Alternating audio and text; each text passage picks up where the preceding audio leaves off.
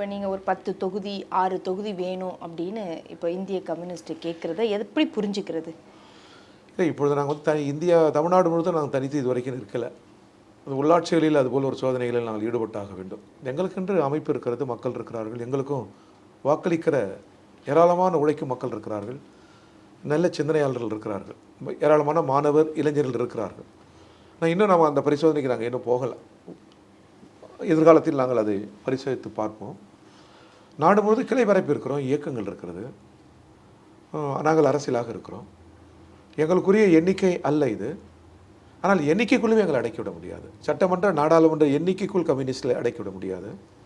அதை தாண்டி உழைக்கும் மக்களின் உரிமை போர், ஒடுக்கப்பட்ட மக்களின் உரிமைகளுக்கான போராட்டங்கள், நாடு கடந்து உலகம் முழுவதும் இருக்கிற விடுதலைக்கான போராட்டங்கள், இதனுடன் நாங்கள் கொள்கிற நட்புறவு, இவற்றோடு எண்ணி எங்களை இணைத்து பார்க்க வேண்டும் என்று நாங்கள் கேட்டுக்கொள்கிறோம். இல்லை, மக்கள் உரிமைகளுக்காக போராடக்கூடியவர்களாக கம்யூனிஸ்டுகள் என்றுமே பார்க்கப்படுவார்கள். ஆனால் தமிழ்நாட்டில் அவர்களுடைய வாக்கு சதவீதம் அப்படின்னு பார்த்தா 1% தான் இருக்கு. அப்போ இதை ஏன் தொடர்ந்து கொண்டே இருக்கே? இதை அடுத்த கட்டத்துக்கு நீங்க உயர்த்துறதுக்கு என்ன செஞ்சிருக்கு கம்யூனிஸ்ட்? நாங்கள் அதை குறித்து சிந்திப்போம்.